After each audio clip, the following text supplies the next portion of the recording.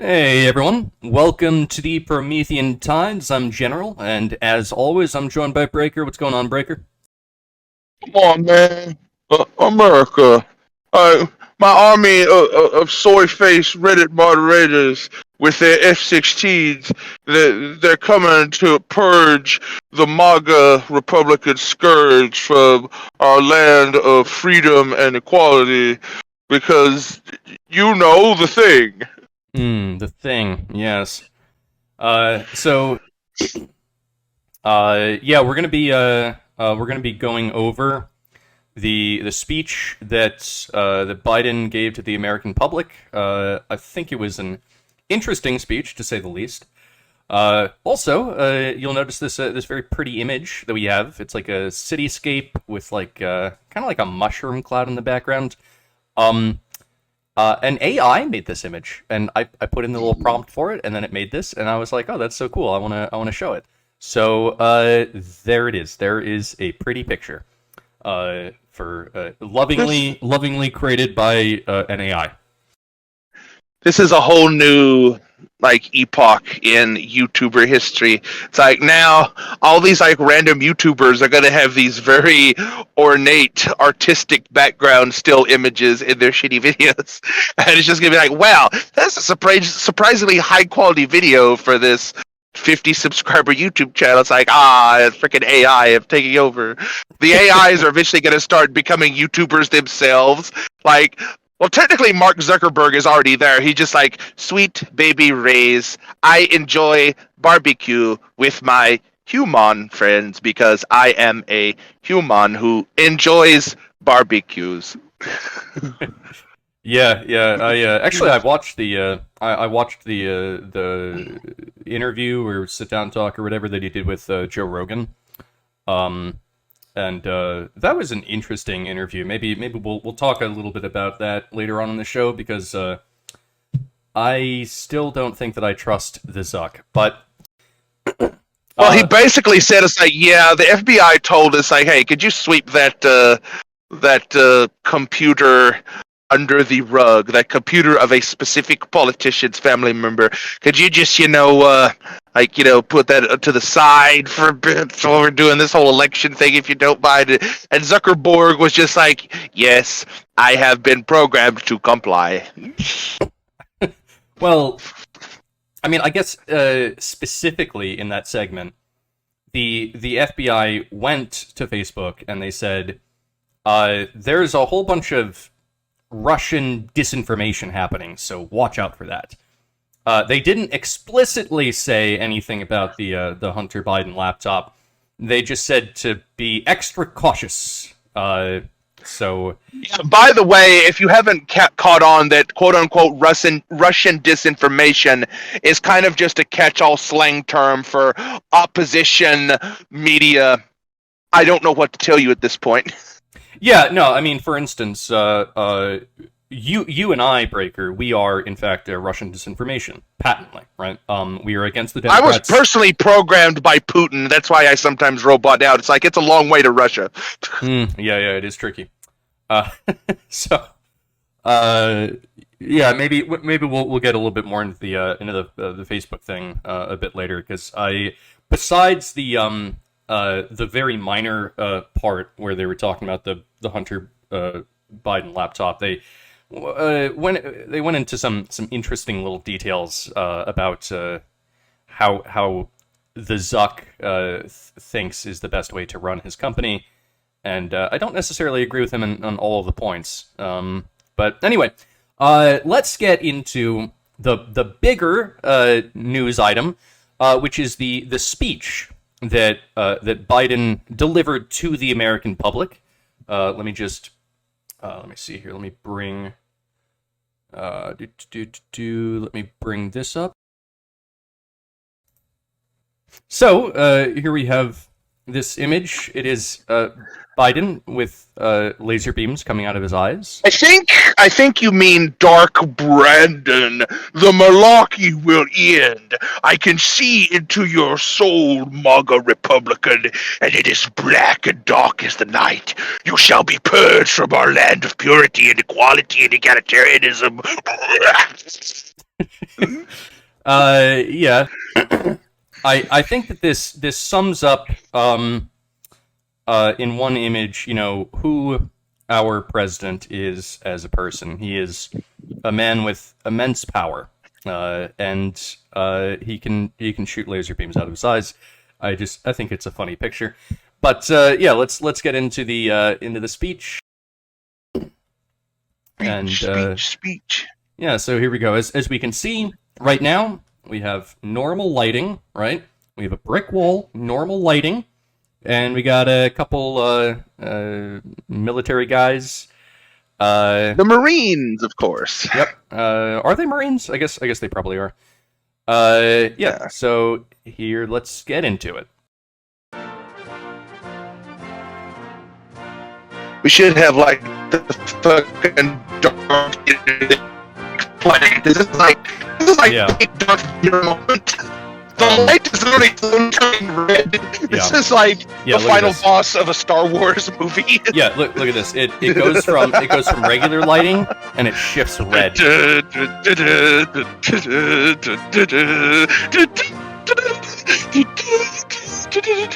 Yeah.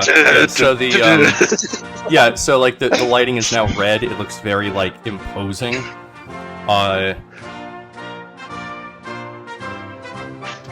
I'm surprised this guy can actually walk. Like, I'm surprised they don't have to wheel him out there.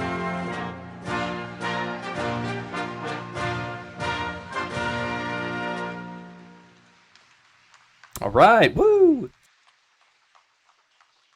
His wife is strangely more ambulatory and physically competent than he is. My fellow Americans. And then it turns really dark. Please, if you dude, look at that. Take it. Look, do not mind my play. It looked so regular before, and then they just really played up the fucking dark red lights to make it like I don't know what this is. Like, do they realize like how? And then you got the fucking military guys in the background with the white gloves on, but the lighting is such to where the rest of their body is like a black silhouette. It looks like one of those creepy Sesame Street silhouette shows, if he remembers those, where all you could see is like the hands and the outline. Yeah. So, obviously, I think that the red lighting, I think it's meant to give off like strength, or it's meant to like look intimidating or whatever. That's what I get from it. Obviously, it was a choice that was made. They had regular lights. We saw them not 30 seconds ago. But they switched on the red lights for dramatic effect. So, all right, let's listen to what our wise leader has to say. I speak to you tonight from sacred ground in America. I mind my cough.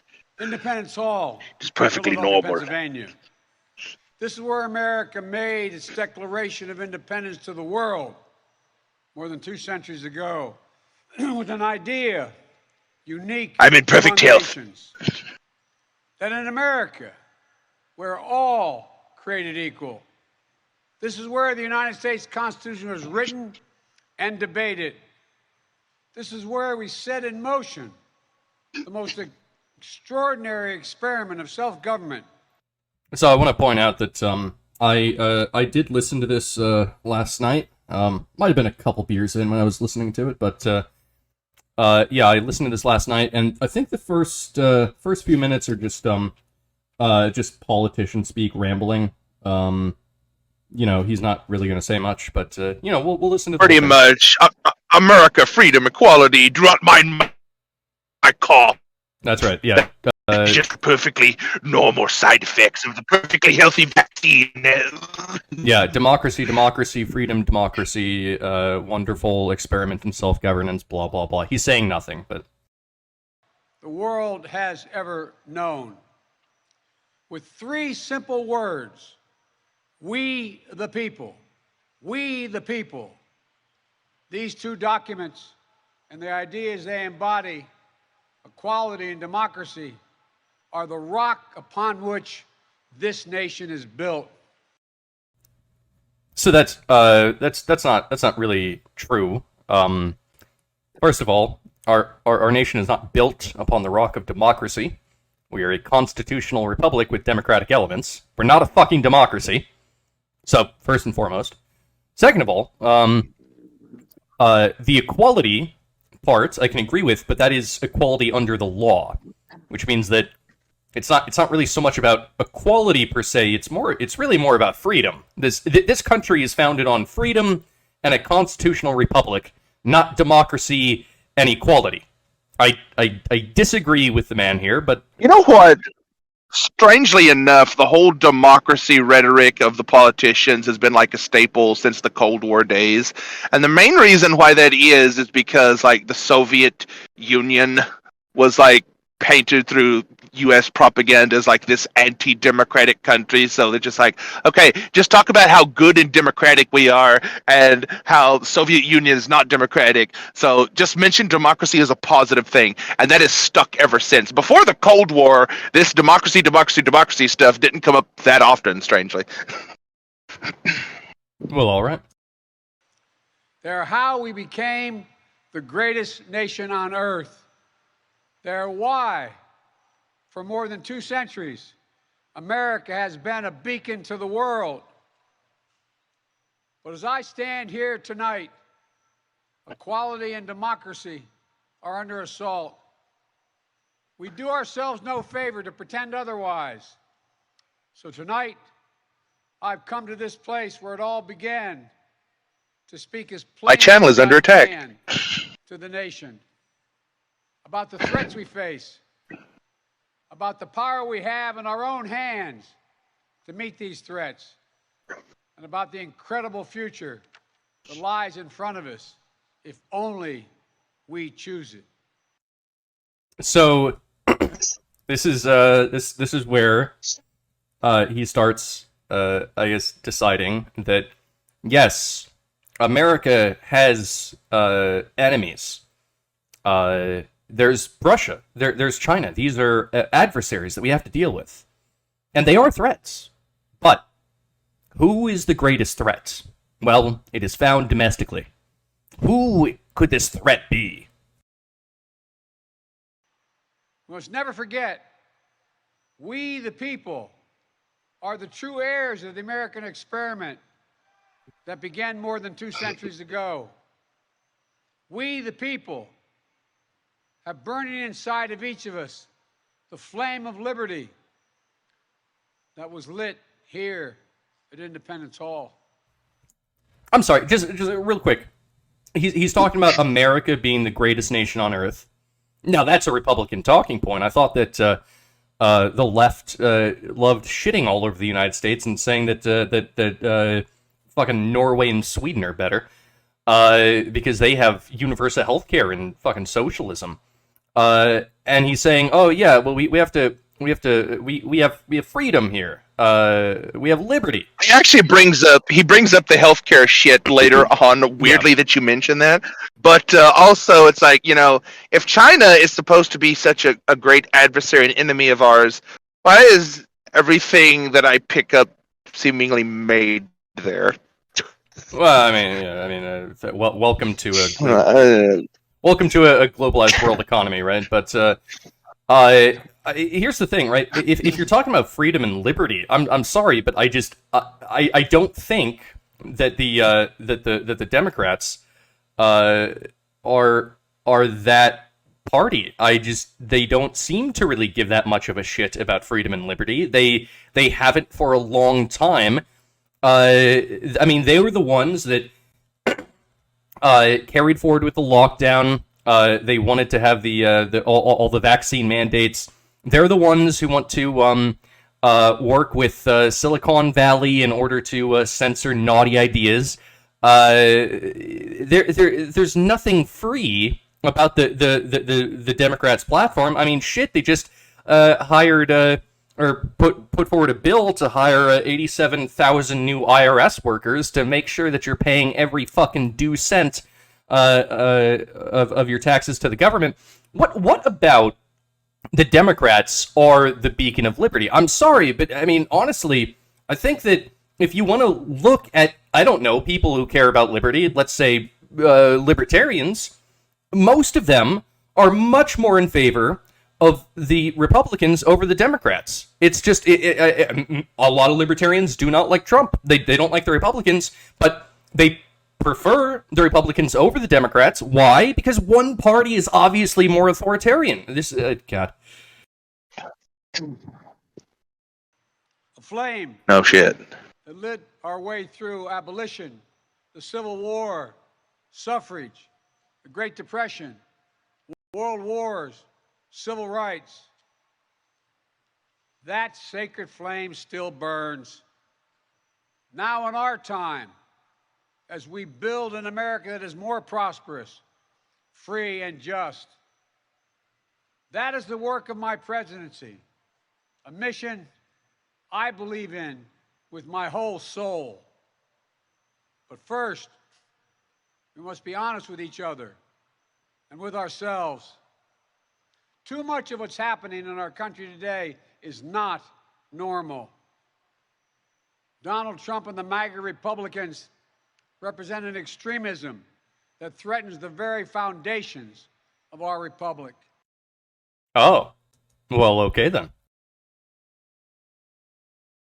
MAGA must be abolished. Yeah, just I turned on closed captions just now, just in case Biden's a little bit hard to hear. But so the biggest threat to our republic is the MAGA Republicans. Really? Why? Like, why are they such a great threat? Is it they want to get rid of the three-letter agencies that the founding fathers never would have wanted? Is that what's so extreme about them? Like, what is the... They always say this. They always say, "Oh my God, Trump is so extreme. The MAGA people are so extreme. They have such extreme ideas. They're extremists." But what is the extreme? Like, what specifically is so extreme?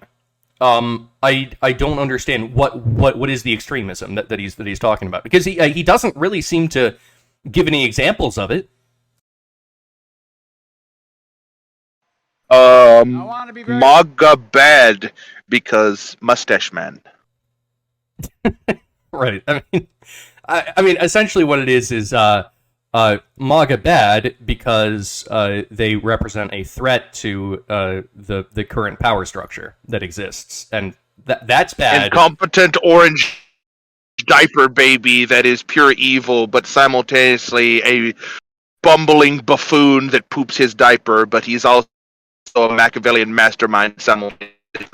This is literally Orwellian doublethink unfolding before your eyes. It so is. Yeah, Trump is both just a genius who manipulates his supporters, and yet also the dumbest man on the planet at the same time. It's really interesting. Poopy diaper baby. Poopy diaper baby. Stupid diaper man. God, stupid. He's dumb. All right, let's keep listening. Very clear up front. Not every Republican, not even the majority of Republicans are MAGA Republicans. Not every Republican embraces their extreme ideology. I'm pretty sure that most Republicans at this point actually are MAGA. I just want to point that out, because the ones who aren't MAGA, like let's say a Liz Cheney, they've been forced to exit the party. So I just want to point that out. I know, because I've been able to work with these mainstream Republicans. But there's no question that the Republican Party today is dominated, driven, and intimidated by Donald Trump and the MAGA Republicans. And that is a threat to this... Wait a minute.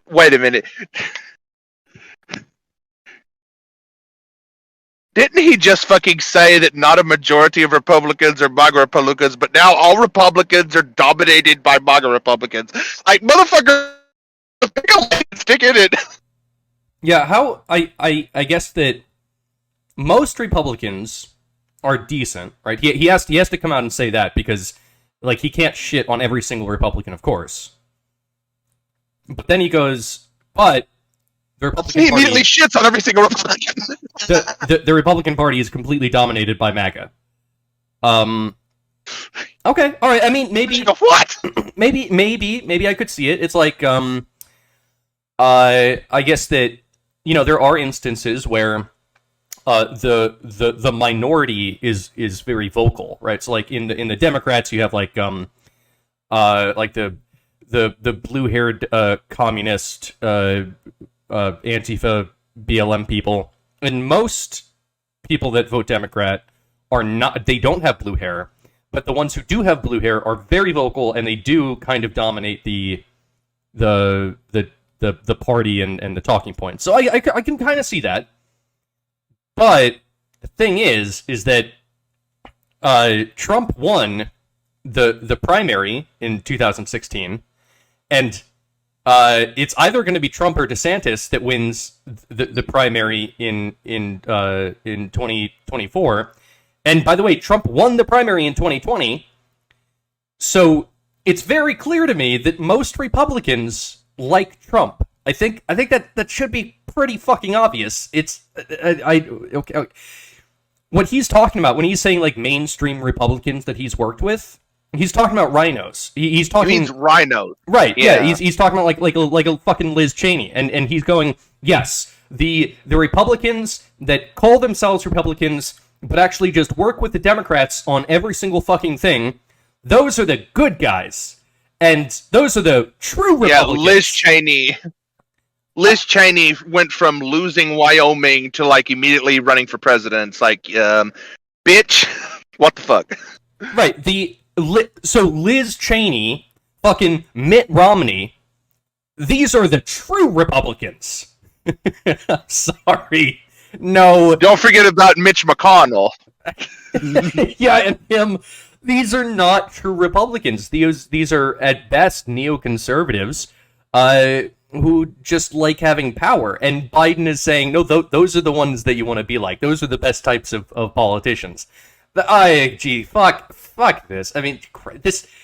And... You know, this is what the left believes. This is what a lot of them believe. A lot of them will fucking listen to the speech and go, yeah, there are some good Republicans. We like Liz Cheney. These are hard things. But I'm an American president. Not a president of red America, blue America, but of all America. And I believe it's my double thing. My duty to... He's the president of everyone. Except MAGA. I mean, he's still the president of them, but I guess he doesn't want to be, because those are the deplorables. Well, that's what the IRS army is for. Yes. Tell the truth, no matter how difficult, no matter how painful. And here, in my view, is what is true. MAGA Republicans do not respect the Constitution. I want to point out that the captioning is funny here. Because Joe Biden has said MAGA Republicans 3 times now. The first time it said MAGAt Republicans. The second time it said migrant Republicans. And now it's saying Maggie Republicans.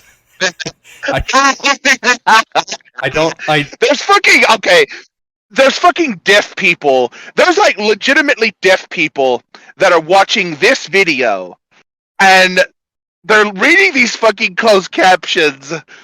And they're like, wait a minute, what? Is this man like... So, we have like a strong foothold in the undecided voters of the deaf community, because every time they read these closed captions, they're just like, okay, this man really is insane. Yeah. I guess that the YouTube closed captioning algorithm does not know what MAGA is. It's unfortunate. This is bigoted. He should have a sign language interpreter to the right. That Marine over there with the white gloves should be doing American Sign Language, because these closed captions are like dog shit. He really should. You're right. Actually, they should have a guy doing a military guy doing sign language on the right, and then the other one on the left should actually be doing an interpretive dance for the people that need that. And by the way, if anyone knows about things that must be done even though they're difficult and painful, it is someone who seems to enjoy sniffing of young girls. Because if anyone understands things that are very difficult and painful, it's someone who is very interested in young girls. Hey, look. The fact of the matter is that it has to be done, so we can all be glad that he's there to do it.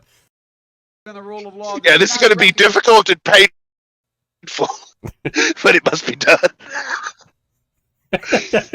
Don't worry, my son is gonna bring you. My son's gonna bring you some drugs to smooth it over a bit, so you don't have to worry too much. You're not gonna feel a whole lot. Oh, Jesus Christ! Okay. the They refuse to accept the results of a free election. And they're working right now, as I speak, in state after state. I'm sorry, just real quick, I'm pretty sure that after the 2016 election, it was the Democrats that spent, like, fucking years saying that Trump was not fairly elected, and that Hillary actually should have won, and that it was only due to Russian interference that Trump ever got elected.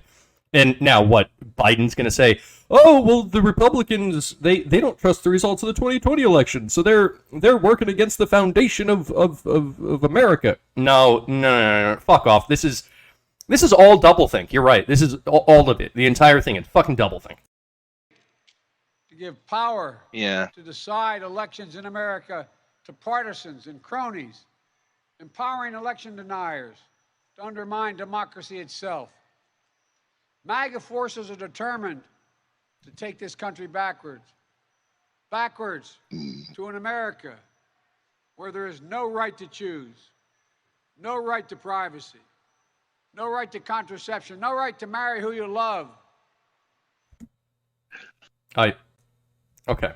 So, when he says no right to choose, right, he's talking about abortion. When he says right to privacy, he's talking about the initial justification for Roe v. Wade. The way that they were able to pass it is that they called an abortion a right to privacy. That's how they were able to get it through. And that was always on shaky grounds. So I mean, it had nothing to do with privacy ever, but that's how they were able to force it through. So now he's talking about, well, they want to take away your right to privacy. No, Biden. That's not what they're trying to do. What they're saying, and who was the justice? The lady. Fuck. Her name's slipping my mind right now for some reason. Ruth Masturbator Ginsburg. Right. Even good old Ruth said that Roe v. Wade was on very shaky foundations, and that it would have to be changed in the future. So no, don't worry, that happened. Right? Yeah. It fucking changed, but so him bringing up right to privacy is just complete and utter bullshit. Right? What he's doing is he is effectively saying that the Supreme Court is stupid, I guess. No, I don't know what he's talking about with right to contraception. I don't think that any Republican is... Well, okay, I can't say that. There are some Republicans that are actively saying, like, you shouldn't have sex until marriage, I guess. But, I mean, even them, I don't think that there's any Republican that is, like, specifically, like, no, you're not allowed to wear a condom, right? Like, that's a form of contraception. Maybe there's... Well, I do have a Catholic friend, and he, for religious reasons, is very strongly against contraception. But he even describes himself as not a Republican because the Republicans aren't far right enough for him. Right. I mean, look, within the Republican Party, there are people that probably are against even the use of condoms. I bet that there are dozens of them, literally dozens of them. But for the most part, there are not very many people on the Republican side that are trying to do away with condoms or the fucking birth control pill or anything like that. Maybe there's probably some more pushback against the Plan B thing because some people consider that to be an abortion in a pill. But no. I mean, fucking right. We could get philosophical about that particular thing a bit later. But the next thing he mentions is like right to marry who you love, and it's like as far as like the same-sex marriage thing goes, you know, they specifically wanted the word marriage to be in there as just like a double fuck you.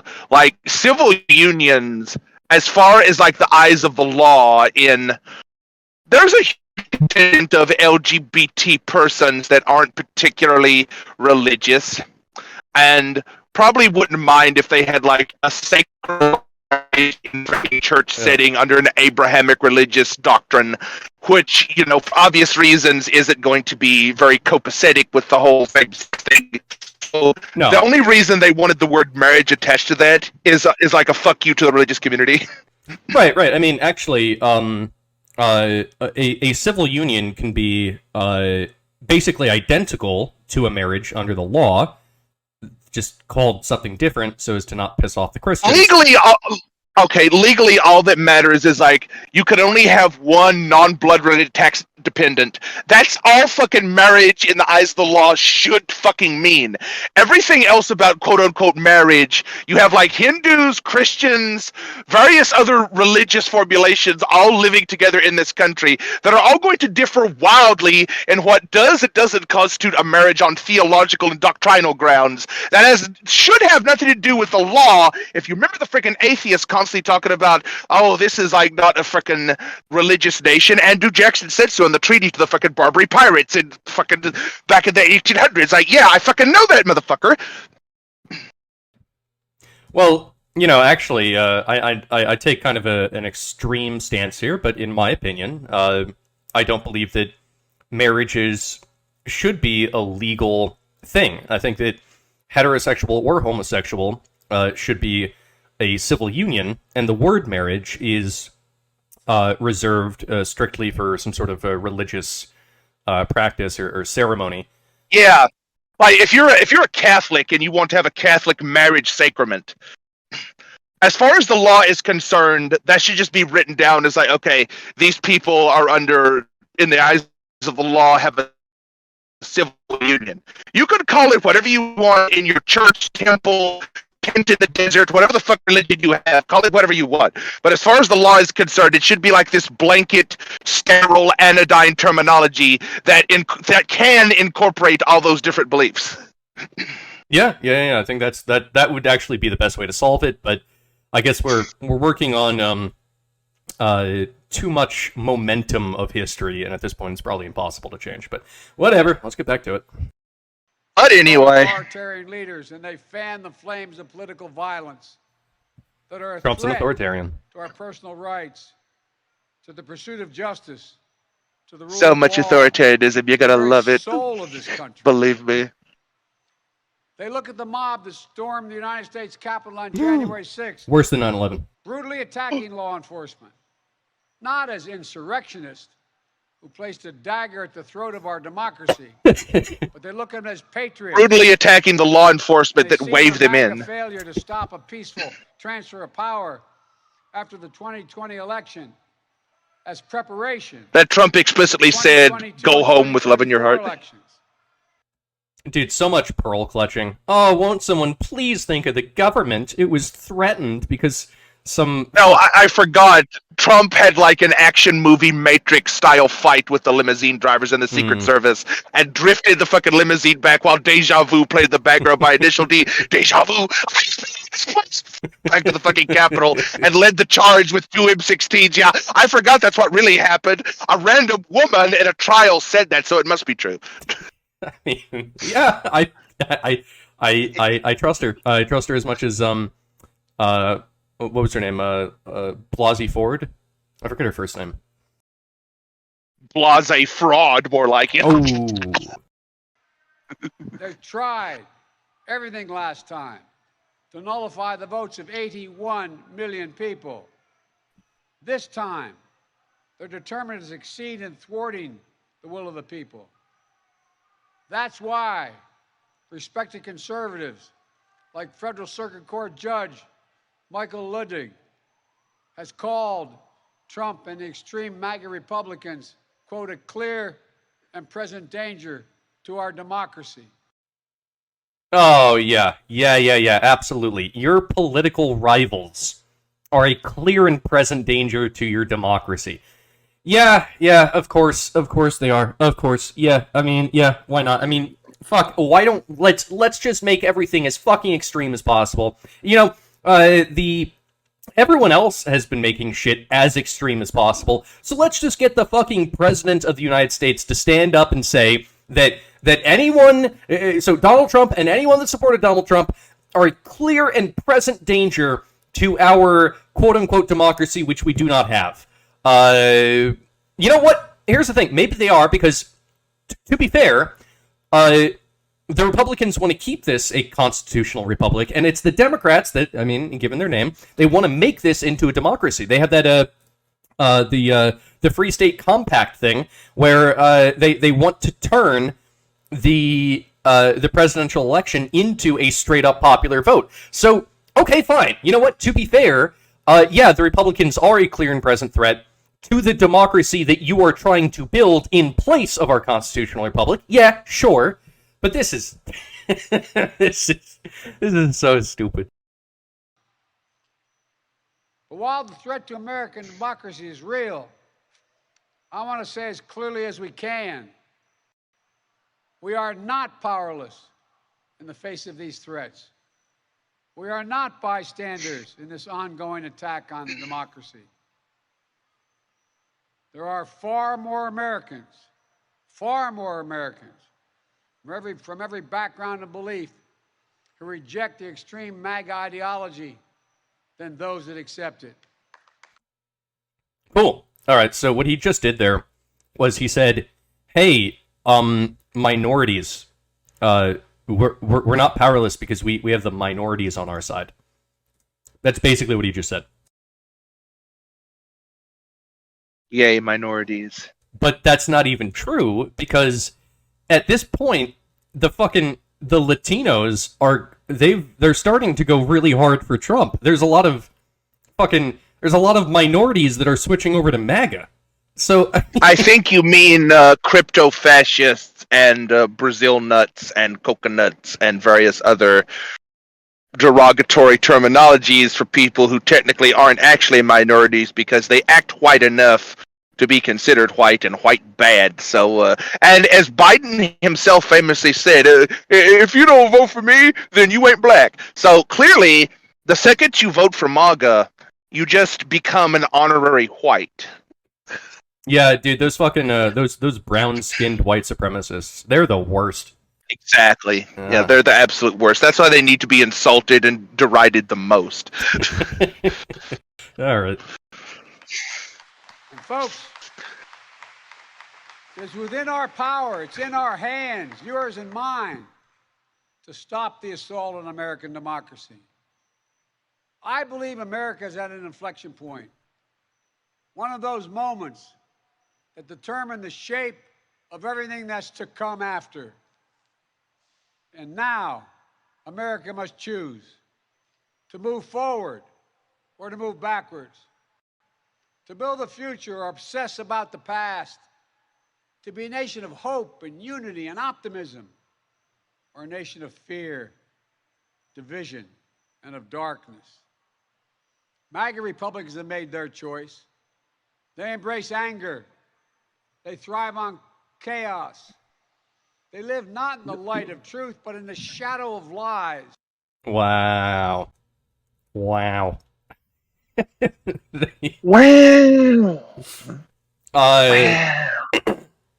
I mean, look, this is just back and forth bullshit, right? Because, of course, all of the people on the left think that the Republicans are like dumb and that they're being propagandized to, and that they don't like actually see the truth. They live in the shadow of lies.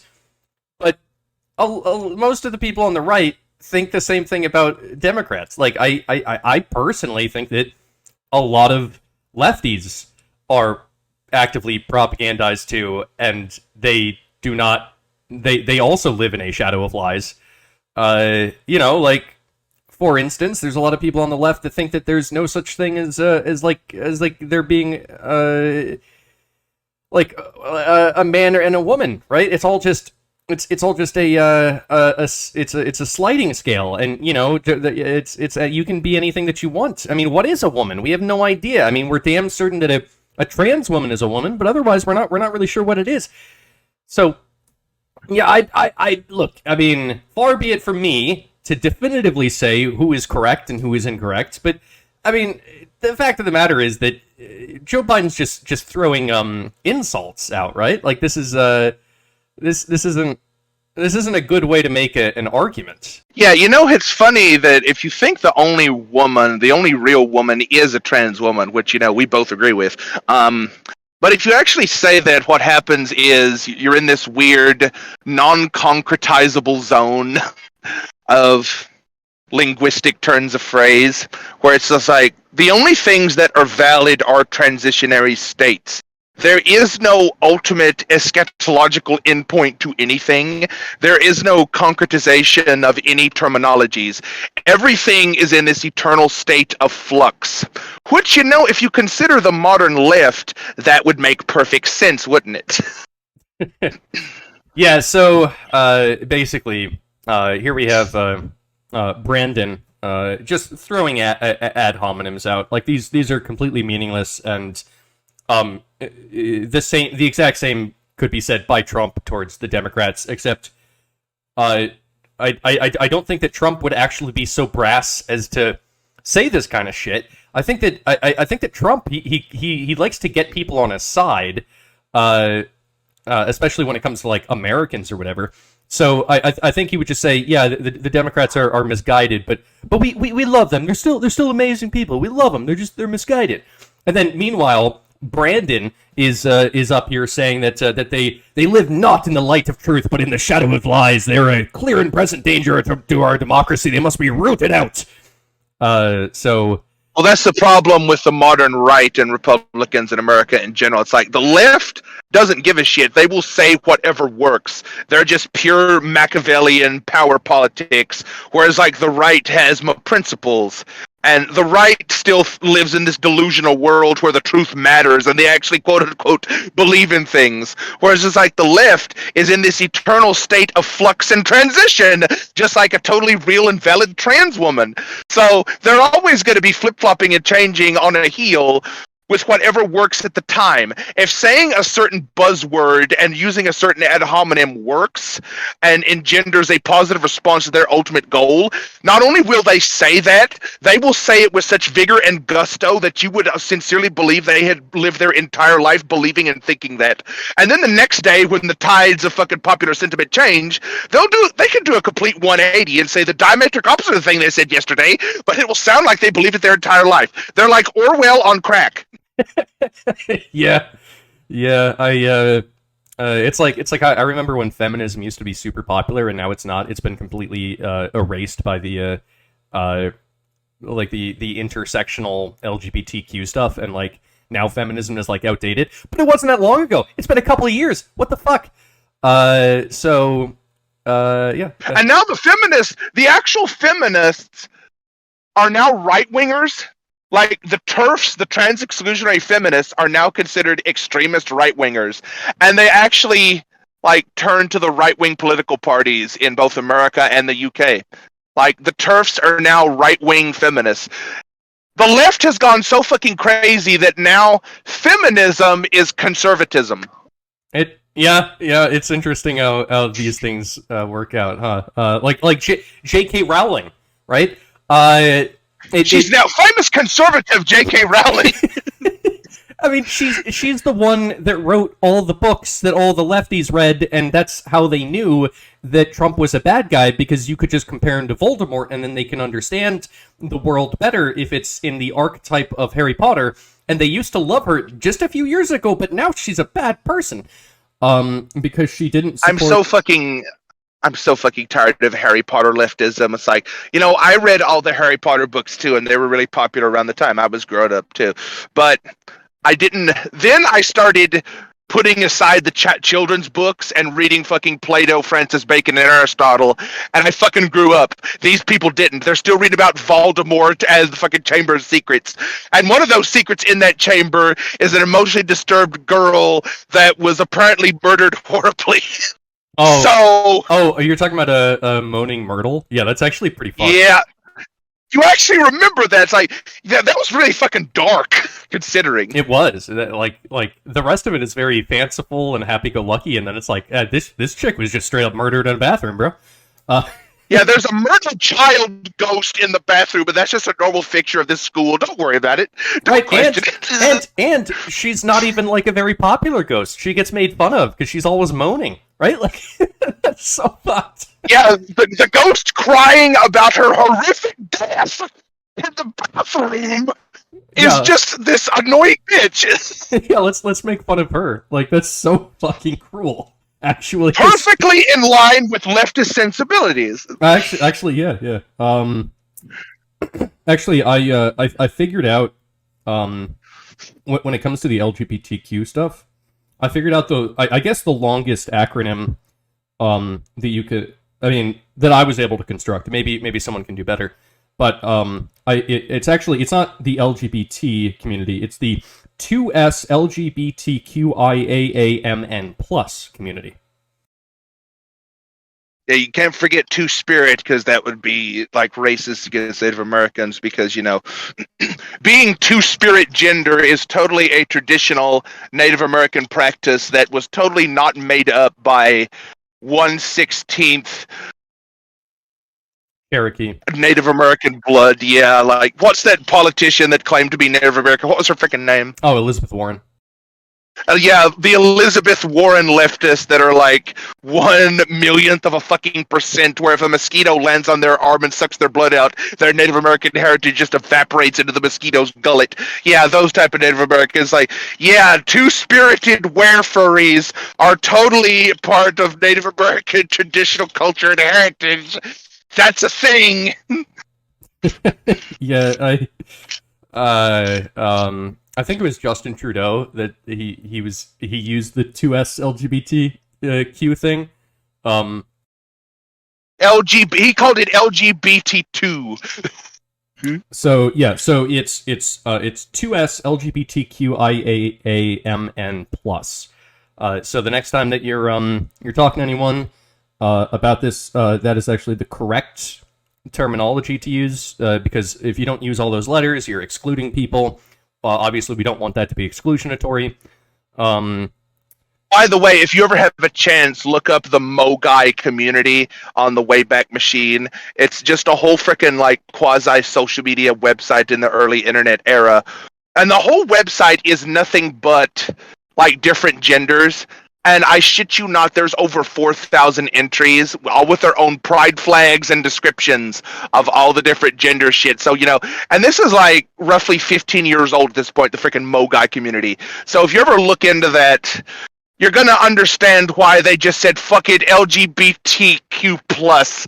And they just said, because if we didn't, we would say, like, the whole alphabet, we would need a whole new numbering system. We'd have to use, like, base 32 encoding to figure out all these fucking letters and acronyms. So actually, you could just say the LGBTQ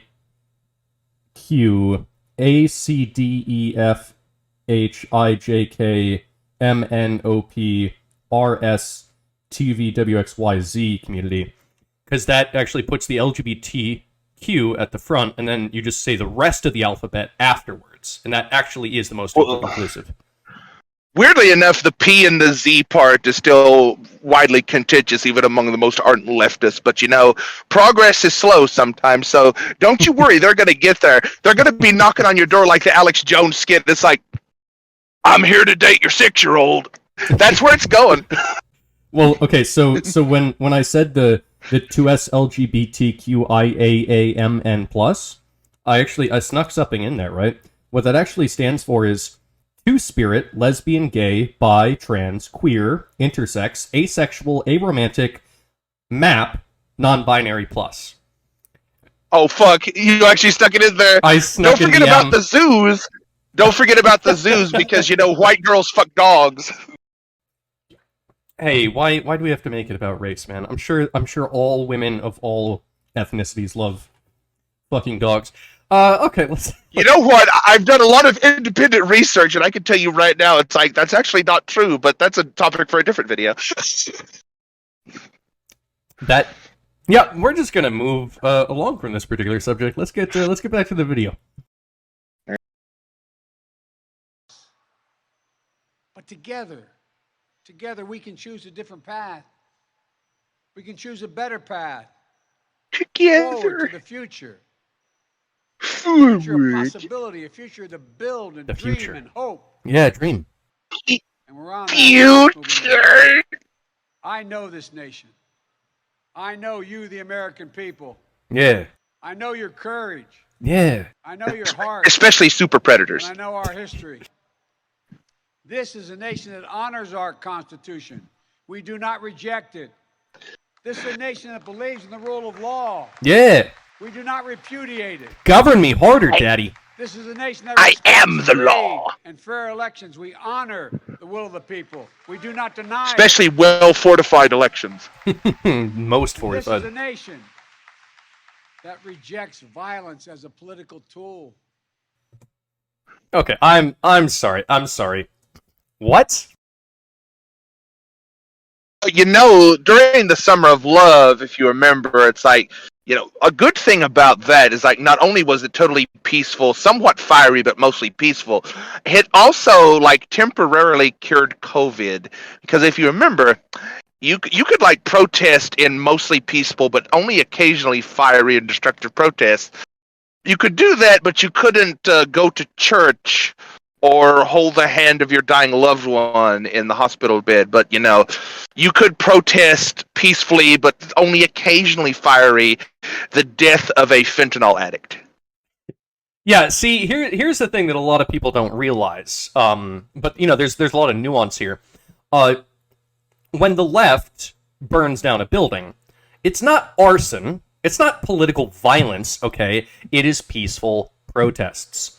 When some fucking 60-year-old lady who voted for Trump wanders into the Capitol, she is a violent insurrectionist. Did the police wave her in? Yes. Did she just kind of walk around, like, bumbling about and then, like, quietly leave, like, 30 minutes later? Yes. But that is a violent insurrectionist, okay?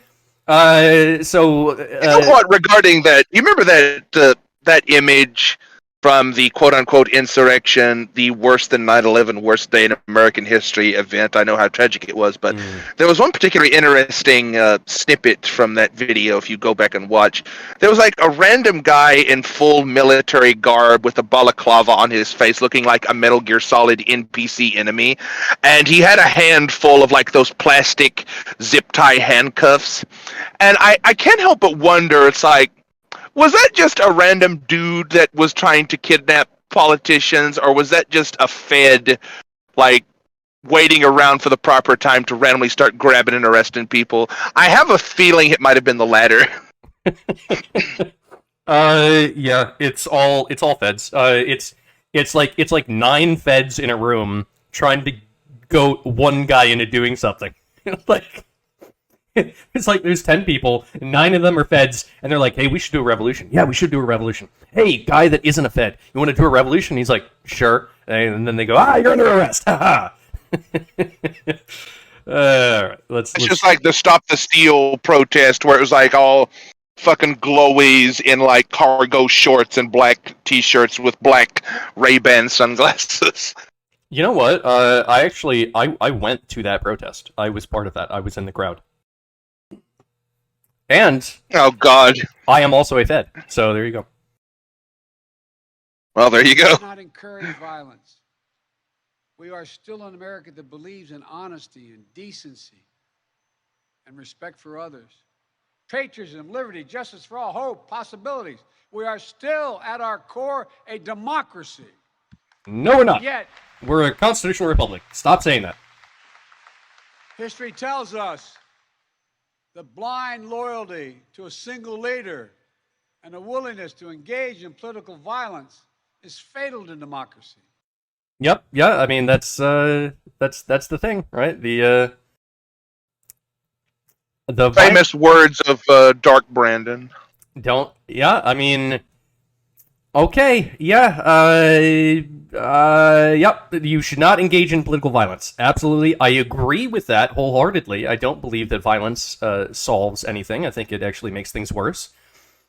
But we do not advocate violence on the public space. We do not. I've said it every time that the question of violence has ever come up. I have said very matter-of-factly that violence is a bad idea. So I agree with Biden here. It just seems as though it's a little bit weird that he keeps pointing to the January 6th. Never forget insurrection. And yet, I guess he just, maybe it's because he's old and he has Alzheimer's, I guess he just completely forgot about all of the fiery but mostly peaceful protests that happened from the left. It seems to a layman such as myself, it seems like a bit of a double standard. I'm sure that there's some sort of a very good reasoning why he can justify the violence from the left. I'm sorry, not violence, protests, peaceful protests, but I don't know, just only sometimes fiery, and the fires were like totally organic. Those are just fires of love and peace. Don't you mind those? Yes, like the trucks of peace that sometimes kill people in Europe because they don't have guns. All right, let's keep going. For a long time, we've told ourselves that American democracy is guaranteed, but it's not. We have to defend it, protect it. Got to defend it from you, buddy. Each and every one of us. That's why tonight I'm asking our nation to come together, unite behind the single purpose of defending our democracy regardless of your ideology. I'm sorry, what? We're supposed to come together now? You just spent the last fucking 8 minutes shitting all over anyone that supports Trump, saying that they're a clear and present danger to our democracy, and now you're saying that we have to come together regardless of your ideology to defend the nation from the 70 million Americans who voted for Trump. Wait a minute. Well, he did say regardless of your ideology, so you know what? I think this leftist flip-floppy contradiction, non-concrete world has worked in our favor now because you heard him. He just said regardless of your ideology. So, hey, you know what? All you MAGA Republicans out there, make sure to rock the vote in 2024. We gotta defend our constitutional republic. We do. He's right. Does anyone remember rock the vote from the Bush administration days? Yeah. That was a fun thing. It was stupid. All right.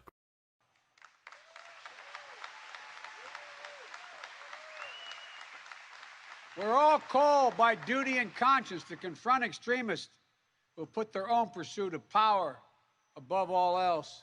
Oh, isn't that ironic? Isn't that fucking ironic? Extremists who put their pursuit of power above all else. Oh, hypocrisy. Of course it's ironic. Of course it's ironic because Yeah, it's ironic because he is an actual meme now. He is Dark Brandon, so of course it would be ironic. I mean, I can't think of when it comes to people that want power above all else. I can think of few people as bad as Biden is. I mean, this is a man who has worked in politics for basically his entire life. He has his son on the board of the Burisma Council, threatening the investigator in Ukraine that if he doesn't get fired and stop investigating his son, then they're not going to get the $1 billion. And he actually said that on record. This man is about as corrupt as they come, and he's sitting here saying that, well, those extremists that put the pursuit of power above all else, oh man, they're dangerous. Oh, fucking hell. I mean, this is... It's too many contradictions. I feel like my brain is getting tied into a knot. Is this what it feels like to be a lefty? Fuck. Well, the meme magic is real, like we both know, so this is like just part of meme magic. When you dabble in meme magic and become a meme like Dark Brandon has, this is what you can expect. It is a very powerful tool that is not to be trifled with. I don't know if the left is ready for this level of meme magic. It's the chaotic powers of Pepe. It's there are a few who can embrace it and come out the other side unscathed. Pepe always wins in the end. The frog always stands tall. That's right, the frog always wins. Let's go. Democrats, independents, mainstream Republicans, we must be stronger, more determined, and more committed to saving American democracy than MAGA Republicans are to destroying American democracy. We, the people, will not let anyone or anything tear us apart. Today, you're tearing us apart. Around us. You are, Dark Brandon. Allow to prevail. We here, you've heard it, more and more talk about violence as an acceptable political tool in this country. Mostly from you. It's not. It can never be an acceptable tool. While he's standing there with the military behind him, hey, violence is unacceptable. I have a tank behind me, but don't look at that. Just violence is unacceptable, okay, guys? Supreme irony. I want to say this plain and simple. There is no place for political violence in America. Period. None. Ever. Flanked by 2 Marines. There's no place unless it's peaceful protests. Saw law enforcement brutally attacked on January the 6th. We've seen election officials, poll workers, many of them volunteers of both parties, subject to intimidation and death threats. Oh, you mean like the leftists threatening the Supreme Court? Agents just doing their job as directed, facing threats.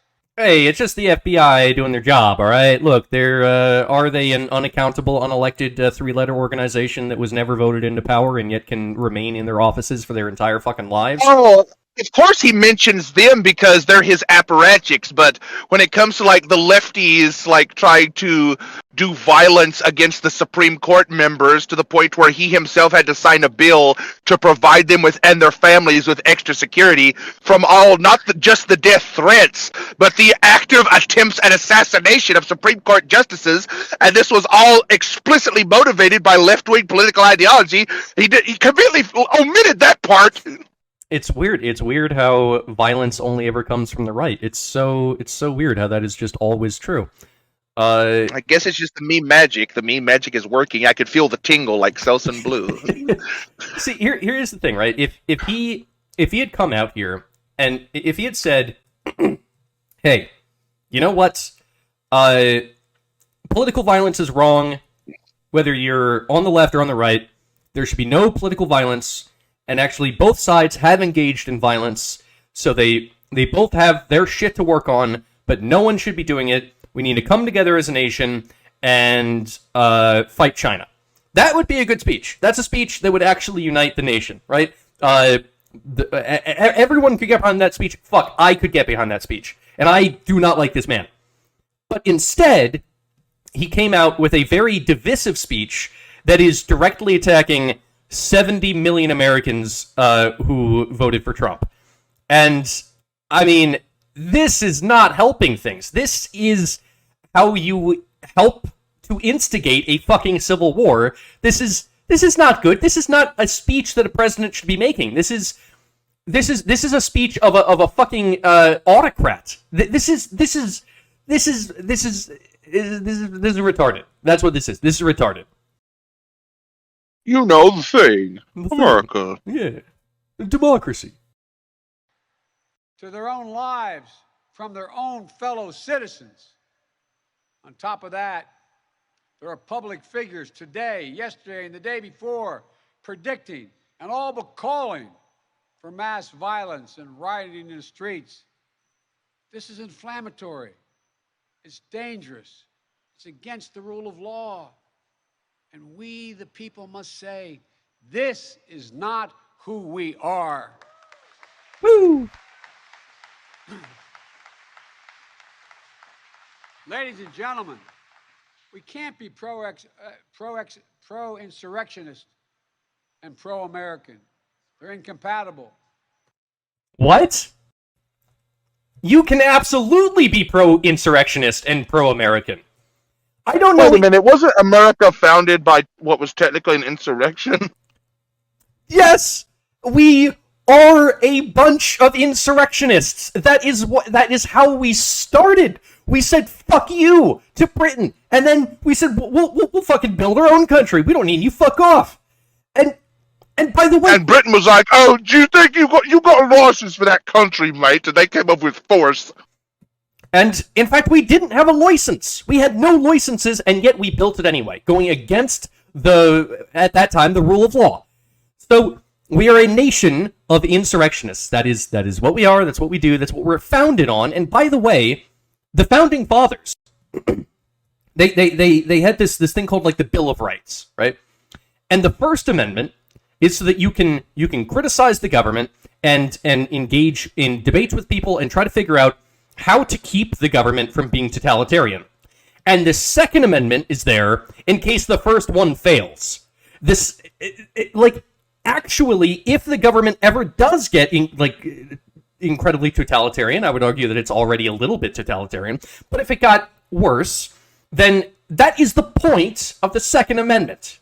It's that you see, you're the insurrectionist that he's talking about. Like you pro Second Amendment vile libertarians, like wanting to defend the Constitution with your firearms. Like you should only have muskets.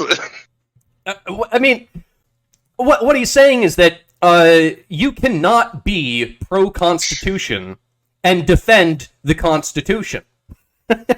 It's because he's God. It's just it doesn't make sense. What he's saying doesn't make sense. America is specifically a place of insurrectionists. It's we have guns for a fucking reason.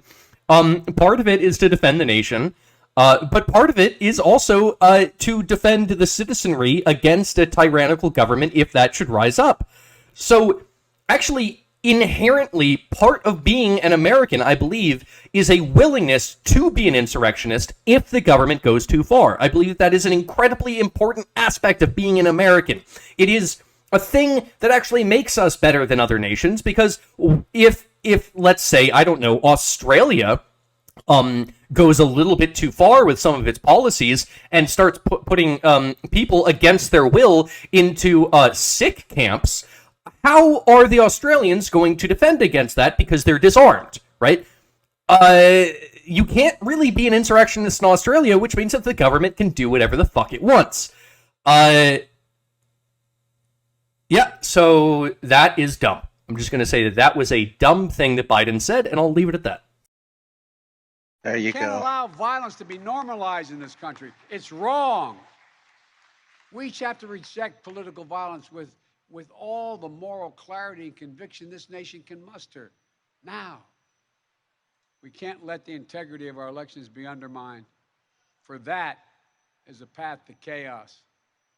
Look, I know politics can be fierce and mean and nasty in America. I get it. I believe in the give and take of politics, in disagreement and debate and dissent. We're a big, complicated country. But democracy endures only if we, the people, respect the guardrails of the republic. Only if we, the people, accept the results of free and fair elections. Only if we, the people, see politics not as total war, but mediation of our differences. Democracy cannot survive when one side believes there are only two outcomes to an election. Either they win or they were cheated. And that's where the MAGA Republicans are today. Wait a minute, you mean like the left in every fucking election since 2000? Yeah, I don't understand this. He's saying that the MAGA Republicans are guilty of this, but actually, arguably, the Democrats are more guilty of this. They've questioned every election that they've lost. Do you remember the hanging chads in 2000 when it was Al Gore versus George Bush? I remember. Pepperidge Farm remembers. I remember. Yeah. Yeah. This is just ad hominem attacks. He's not actually saying anything that is useful here. I swear to God, fucking Breaker, I think that you could stand up, knowing not that much about politics, not paying attention that much, just a guy who specifically tries not to pay attention to shit. I think that you could stand up and give a much better speech than this man. I mean, this is just god awful.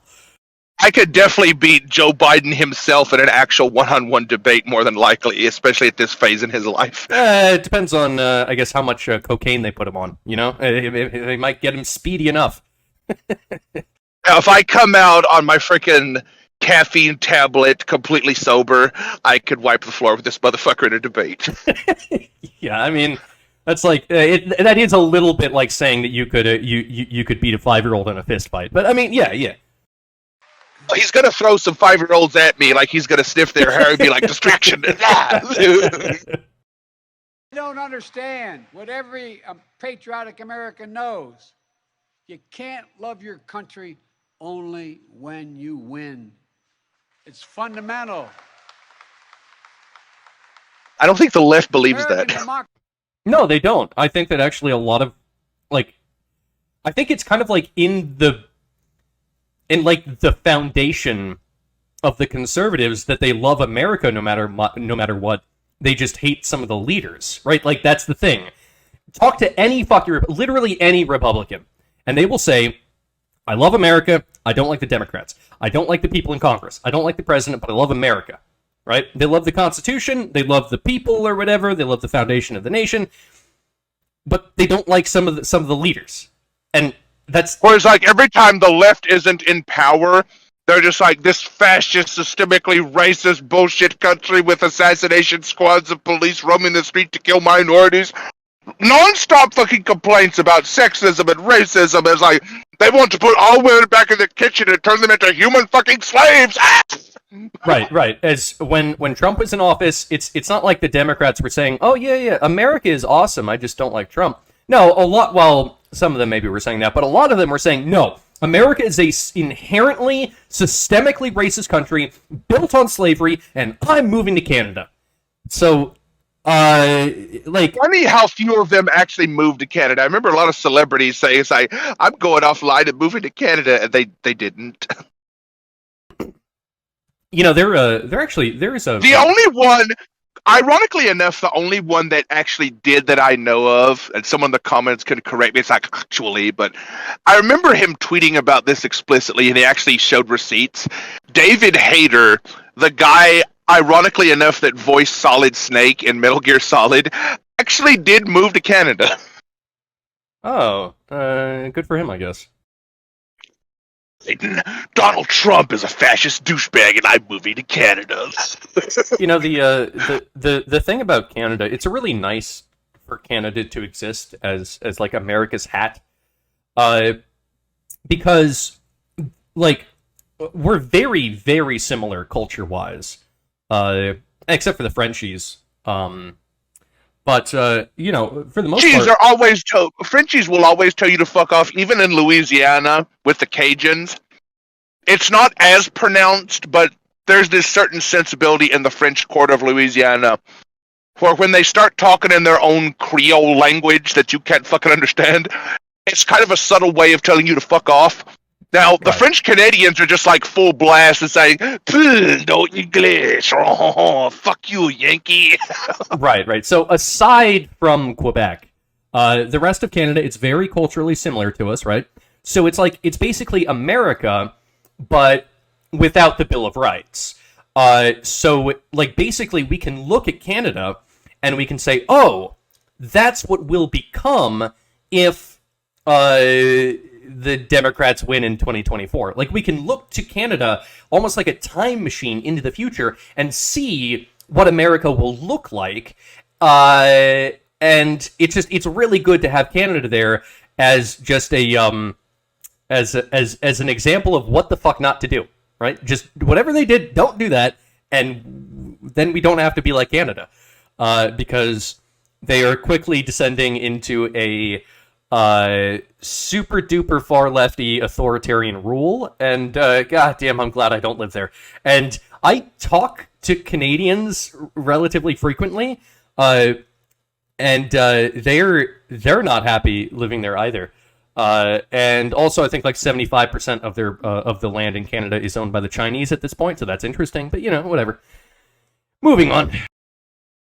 Democracy only works only if we choose to respect the rule of law and the institutions that were set up in this chamber behind me.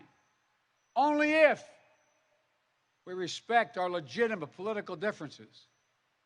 I will not stand by and watch. I will not, the will of the American people, be overturned by wild conspiracy theories and baseless evidence-free claims of fraud. I will not stand by and watch elections in this country stolen by people who simply refuse to accept that they lost. No. The irony is so thick you can cut with a knife. I will not stand by and watch the most fundamental freedom in this country, the freedom to vote, and have your vote counted. Be taken from you and the American people. Okay.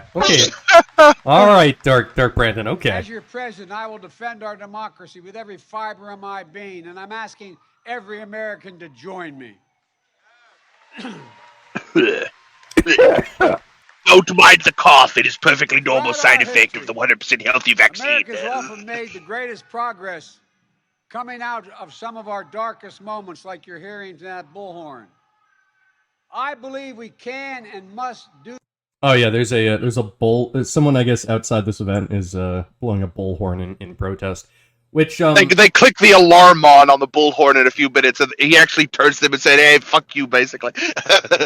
which I think is actually a really great illustration of where we are in our politics. That like the president is giving an address and someone outside has a bullhorn in protest, just trying to disrupt Fuck it. you. It's like, okay, yeah, things are not going very well domestically, internally in America. There's something that's not. I remember the fucking Bush administration. They were like throwing shit at Bush. They gave him the finger. They turned their backs on him. They threw oranges at his fucking limousine. They threw a shoe. Remember?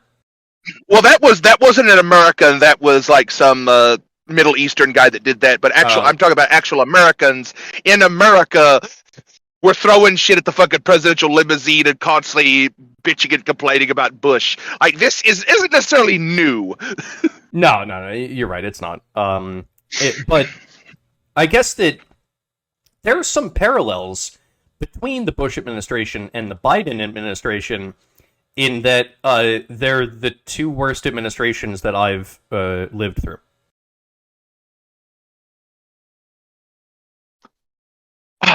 Well, at least Bush was kind of like... Bush was competent, but malicious and malignant in his own way.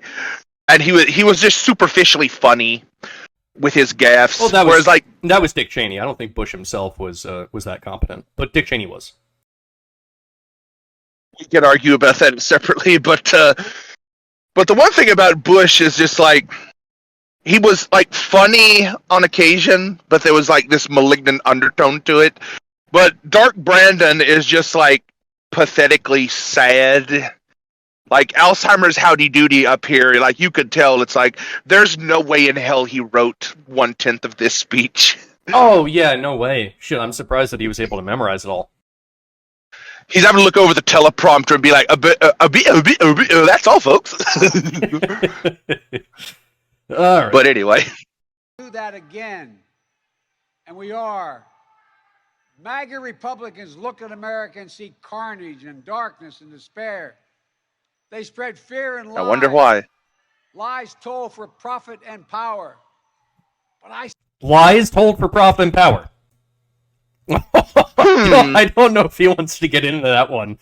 The irony just becomes so fucking thick. It's just like, at a certain point, like, this, like, transcendental pataphysical levels of irony where he's just like, he's transcended, like, normal human propriety into this, like, he has become a clownish caricature of a human on this stage.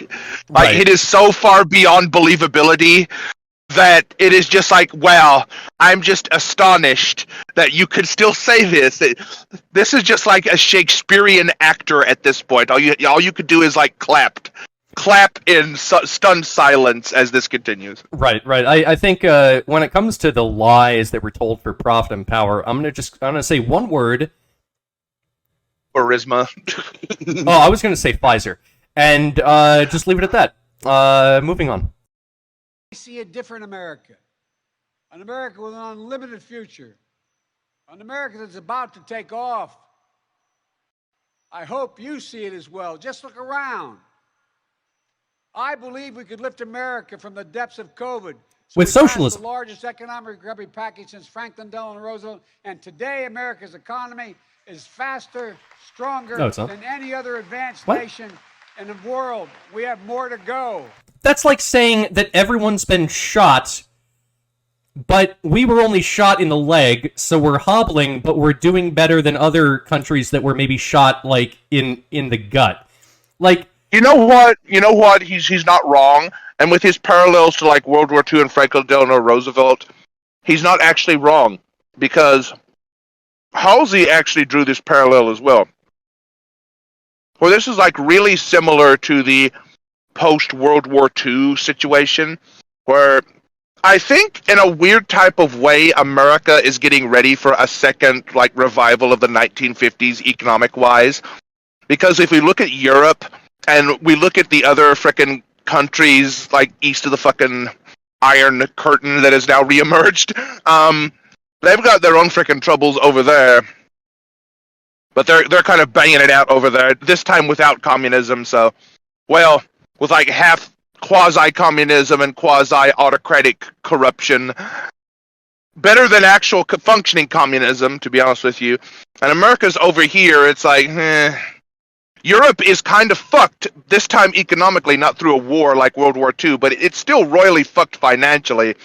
So in a weird type of way, this is like a 1950s renaissance on the edge of the horizon about to happen, when you really think about it. See, that's a very hopeful perspective, and I can definitely see that being a possibility, that the world is basically being fucked, but America, partially because it has two ginormous moats called the Atlantic and the Pacific Ocean, we don't have to deal with a lot of the fuckery of the rest of the world, and really that's one of America's greatest powers. It's our ginormous fucking moats, and yeah, it means that we can weather storms better than other places.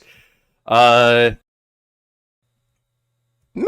I mean, maybe he has a point. Maybe you're right. I believe we could build a better America. So we passed the biggest infrastructure investment since President Dwight D. Eisenhower. And we've now embarked on a decade of rebuilding the nation's roads, bridges, highways, ports, water systems, high-speed internet. But mostly 87,000 armed IRS agents for your brown-shirted goon squad, but yeah, whatever. Railroads. I believe we could make America safer.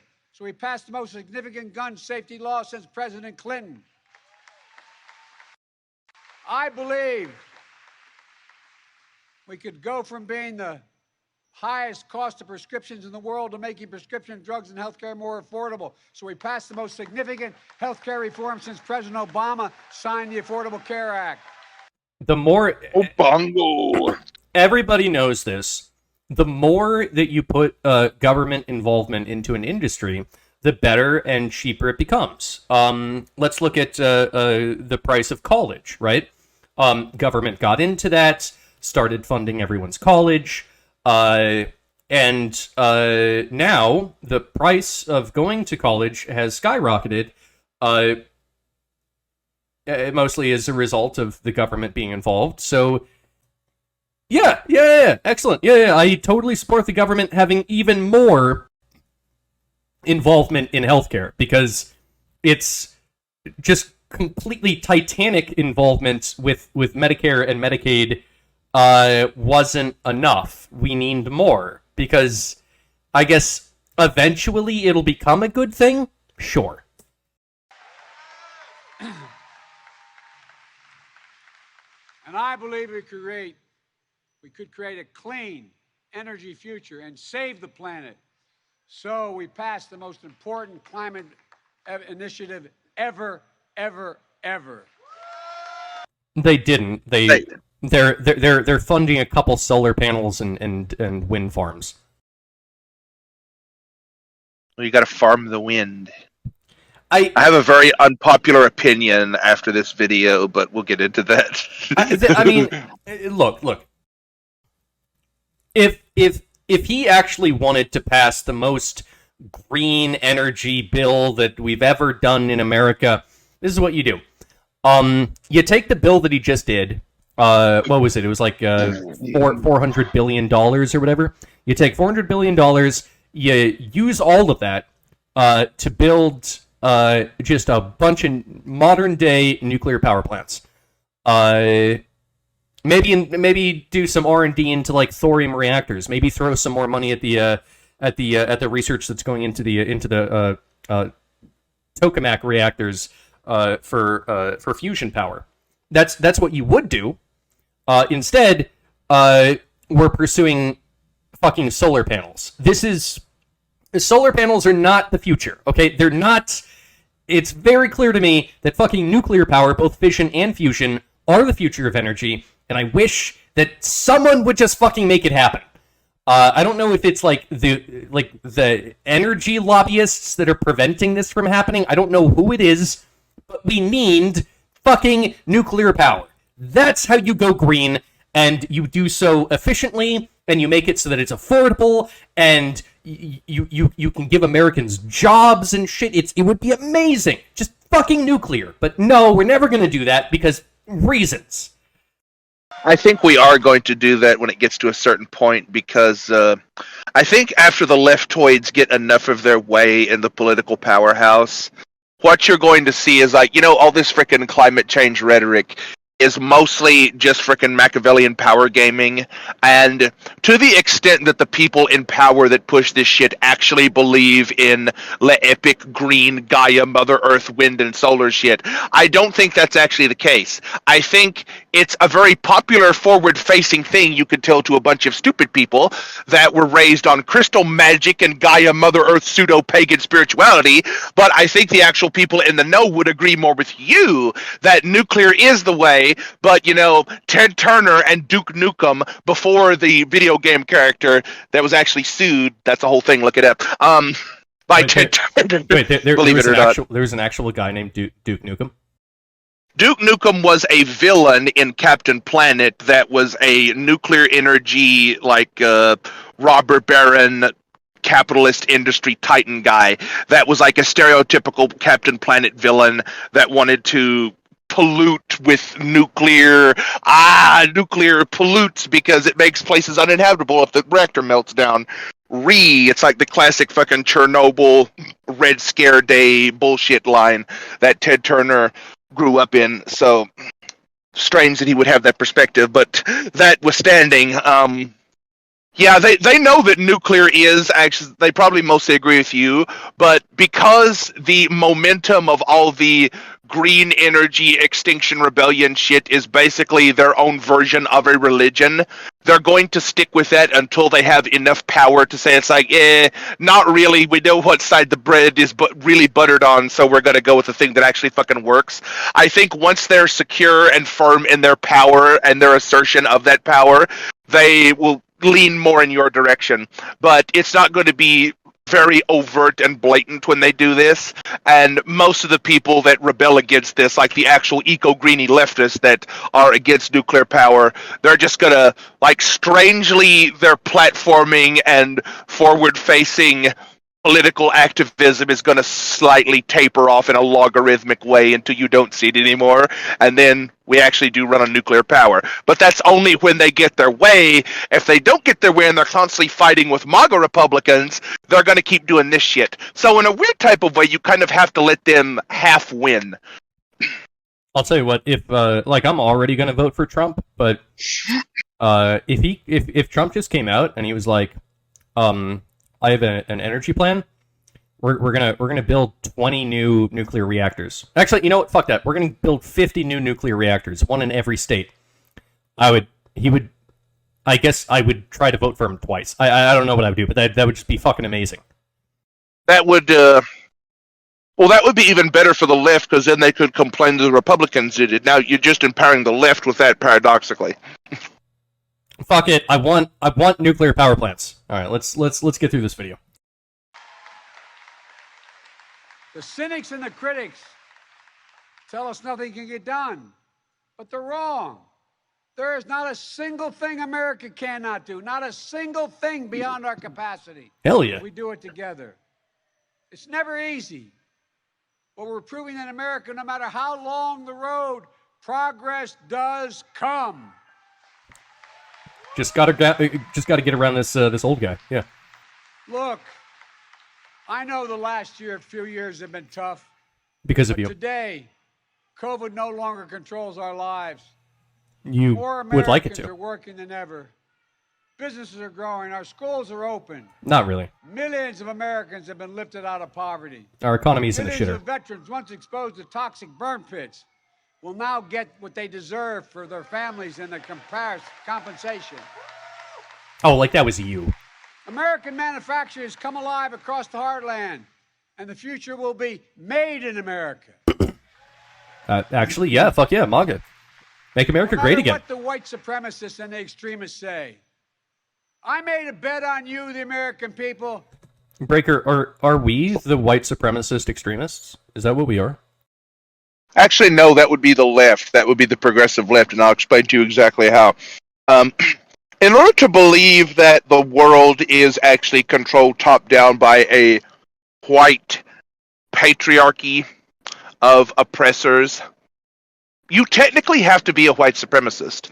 If you sincerely believe that everything in the Western world is controlled by cis heteronormative patriarchal white men, that is technically de facto white supremacy, whether or not you think that is a good or an evil thing. Yeah. So there you go. But anyway. Right, see, the thing is that Breaker and I, we believe that it's actually the insectoid lizard people that are in control. So it has nothing to do with the whites or the Jews or anything like that. Yeah. The fucking lizard people. If only we had the benevolent, like, earth-loving gray aliens in charge, we'd be a lot better off. I think that's where the communism is coming from. I think that actually all those UFOs that have been sighted, they're real. And in fact, the aliens have been in dialogue with the world leaders, and they're trying to get us all to become communist because they're like they're like a Star Trek civilization. They're post-scarcity, and they've engaged in fully automated luxury gay space communism. And they just want the world to become that, and they're frustrated that like it's not working with human nature. So I think that's actually what's going on. And Bob Lazar was totally right. Okay. Well, there you go. And that bet is paying off, proving that from darkness, the darkness of Charlottesville, of COVID, of gun violence, of insurrection, we can see the light. Light is now visible. Light that will guide us forward. I can't believe they're still on Charlottesville. I mean, that's... what the fuck? Not only in words, but in actions. Actions for you, for your children, for That your poor mud shark. for America. Even in this moment, with all the challenges we face, I give you my word as a Biden, I've never been more optimistic about America's future. Not because of me, but because of who you are. We're going to end cancer as we know it. Mark my word. Wait, what? Cancer. What? That came out of nowhere? Wait, I'm sorry, what? Like cancer? That's not going to be a thing in the future. We're going to cure cancer. It's like, wow, this political rhetoric got really fucking interesting very quickly. It had nothing to do with anything he was saying. We're just gonna end cancer. We're gonna end cancer as we know it. I don't know if this is like an allegorical cancer that is like a stand-in for political violence. I don't think he's that smart or competent to be able to make that type of advanced analogy. So I think he literally means cancer to the disease. How the fuck are we gonna end cancer? What? No, but I'll tell you what, you gotta vote for Brandon to find out, because if you vote for MAGA, they're not only gonna not remove cancer as we know it, they're gonna make cancer mandatory. No. See, here's the thing, right? Humans are like the orcs from Warhammer 40k. If we all just collectively believe something enough, it will happen through the powers of the warp. Paint the ship with flames and it will happen. Believe and it will occur. Yeah, it goes faster if you paint it red because you believe it, right? Yeah, it's the same shit. If we all just believe the cancer will be cured, we'll cure it.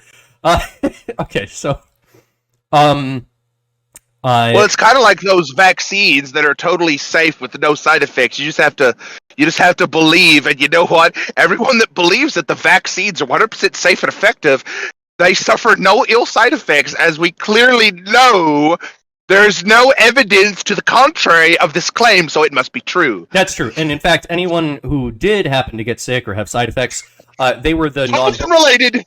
No, the issue is that they were the non-believers. They had doubts in their heart and their soul, and so that's actually how they got sick. It was you see, the African warrior next to me that just got mowed down with the machine gun, he didn't believe enough in the protective talismans on his leather shield, and my talismans will totally work because I believe more than that guy did. That guy was always an asshole, and I'm glad he got shot. Yeah. So let me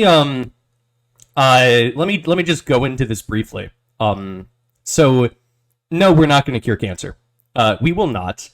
It's not going to be in Biden's lifetime.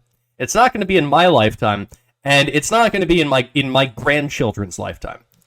If I were a betting man, I would say that. And the reason is, cancer is a problem as old as life being multicellular. It predates mammals.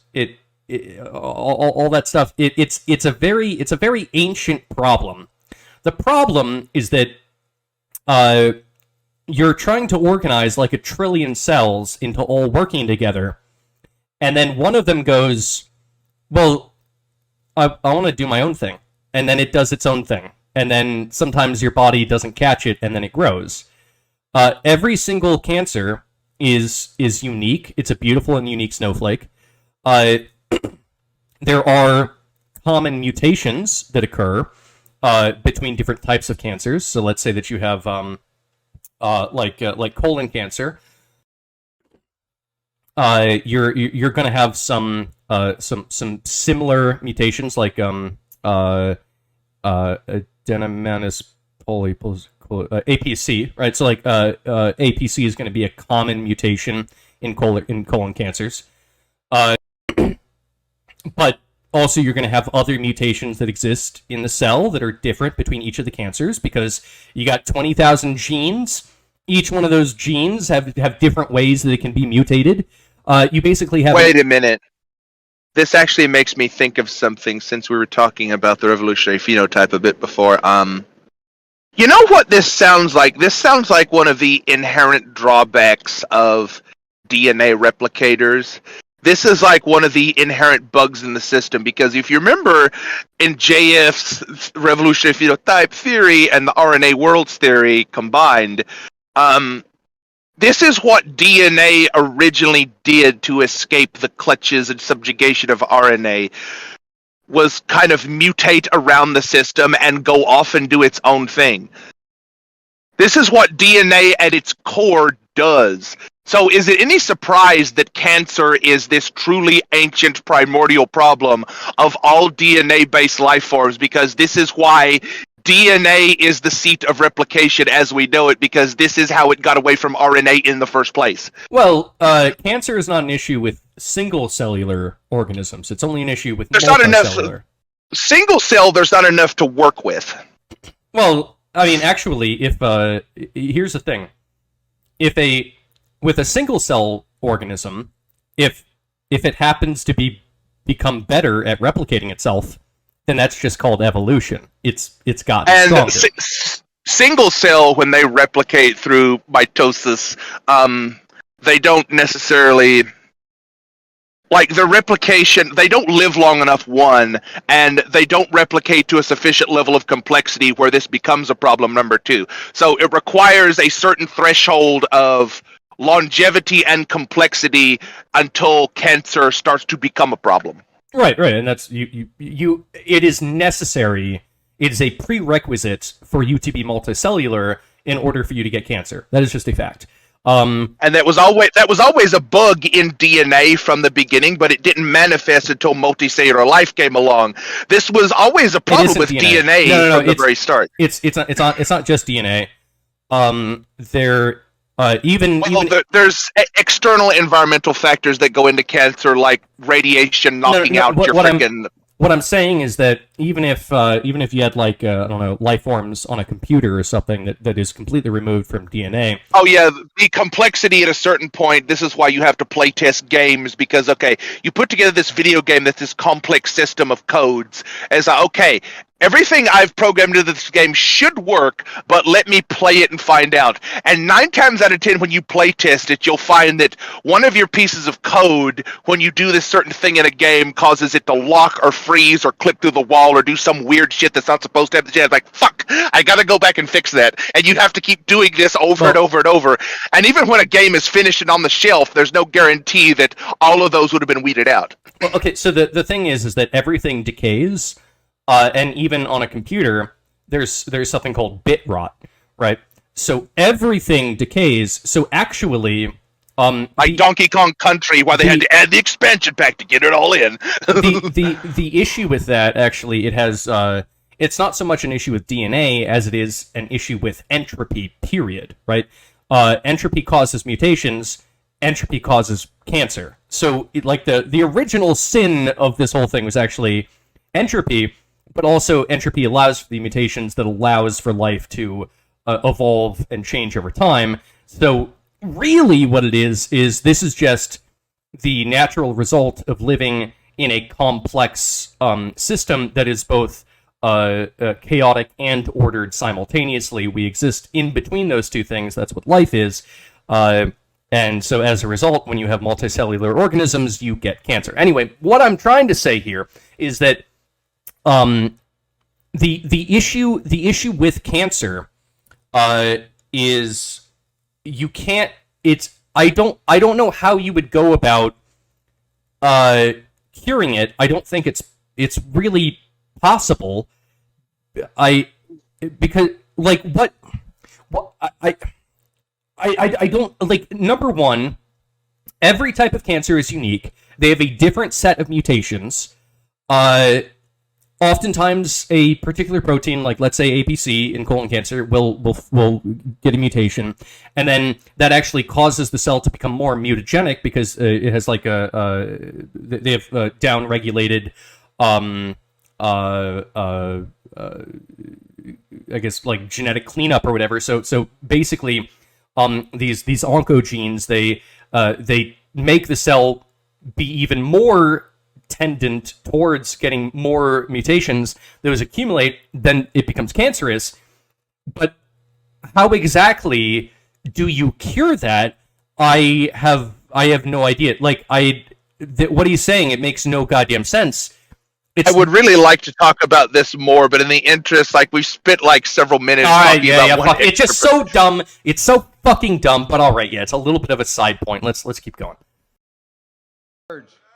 We're going to create millions of new jobs in a clean energy economy. We're going to think big. We're going to make the 21st century another American century. Because the world needs us to. Yeah. Fuck That's yeah. where we need to focus our the thing. Not in the Energy. past, not on divisive culture wars, not on the politics of grievance, but on a future we can build together. Wait a minute. Politics of grievance? Motherfucker, that's like the whole left ideology is politics of grievance. What the fuck are you saying? That's the foundation of their platform. They would be nothing without the politics of grievance. That's what that's their entire political like stake in the ground. But what you're seeing here, this is literally fascism. This is fucking Goebbels saying it's like the bigger the lie you tell, the more likely the people are to believe it. This is just pure 100% like fucking projection to the fucking maximum. He's saying everything the fucking left does, he's just saying it to your face but paying it in a negative light. It's like accusing his enemies of the thing he is at his fucking party does nothing but. That's what he is doing right now. Kind of classic if you think about it. Like it's well, it is. Well, all the alt-righters can like rest easy. This is like you wanted to see fascism come to power. Well, here's the face of it. Alzheimer's howdy doody, the modern face of fascism. But have fun with that, motherfuckers. We did it! Yay, we did it! Let's go, guys! We did it! Republicans believe that for them to succeed, everyone else has to fail. They believe America not like I believe about America. I believe America is big enough for all of us to succeed. And that is the nation we're building, a nation where no one is left behind. I ran for president because I believe we're in a battle for the soul of this nation. I still believe that to be true. We are. I agree. I believe the soul is the breath, the life, and the essence of who we are. The soul is what makes us, us. The soul of America. I'm sorry. I don't believe that the lefty version of America actually has a soul. It has an approximation of a soul that is very good at looking like a soul and acting like a soul, but I do not believe that it has a soul. I think it's... I don't know what the fuck it is, but I don't... But he's right. We are in a fight for the soul of America. I can agree with that.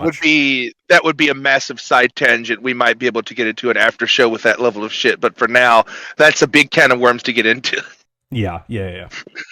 Is defined by the sacred proposition that all are created equal in the image of God, that all are entitled to be treated with decency, dignity, and respect, that all deserve justice and a shot at lives of prosperity and consequence. And No, you fucking dare bring up God into this, you fucking shill. Must be defended, for democracy makes all these things possible. No, not democracy. Folks, constitutional republic. Fuck. And it's up to us.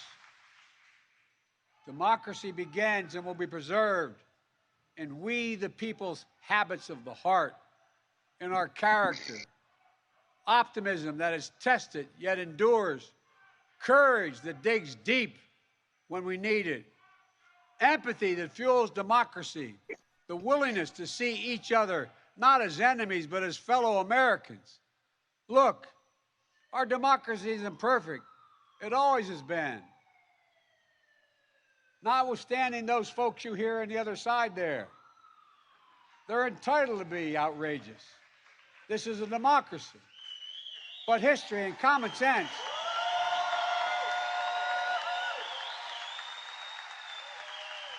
That's the MAGA people clapping, by the good way. manners is nothing they've ever suffered from.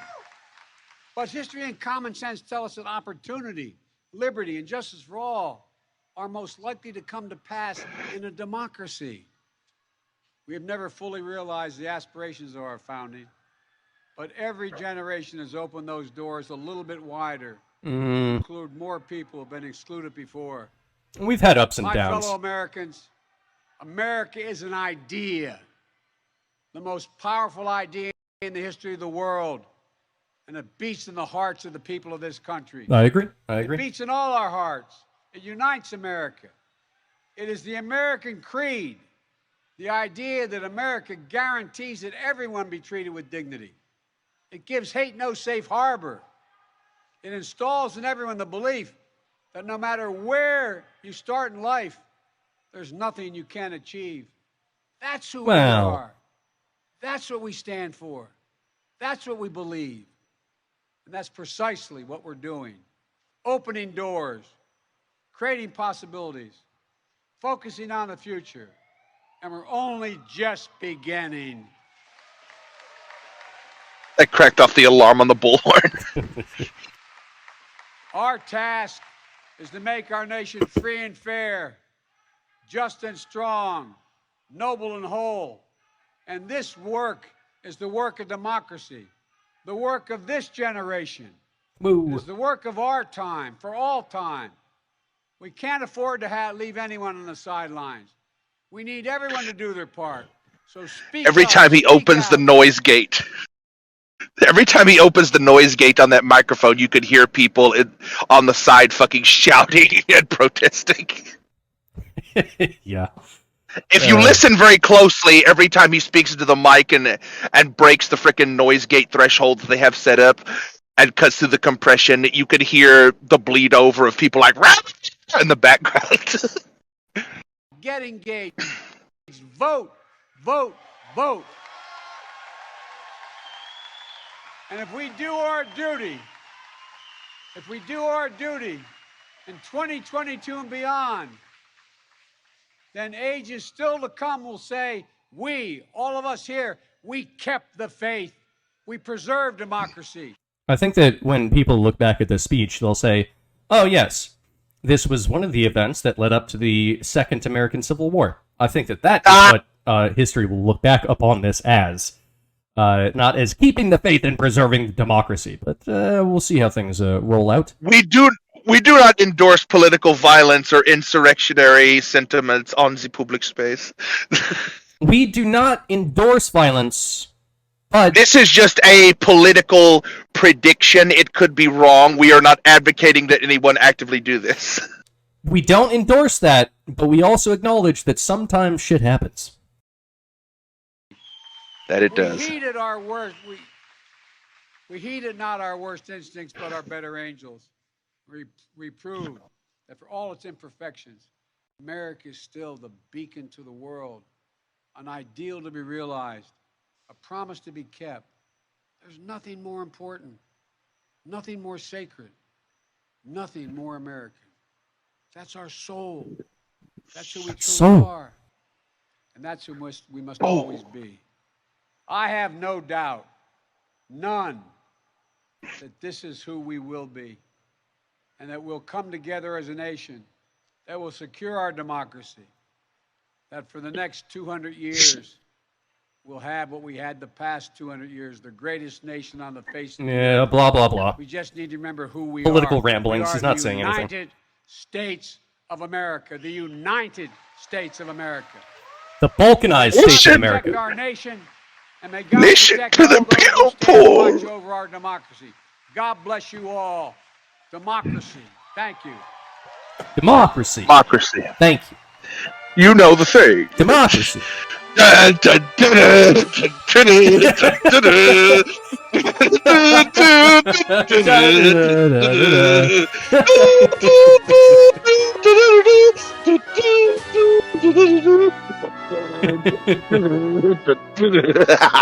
right.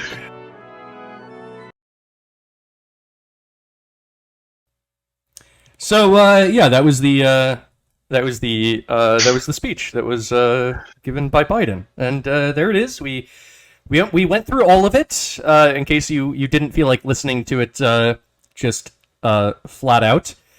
If instead of listening to it for 30 minutes, you wanted to spend 2 hours listening to it with some commentary, then this is perfect for you.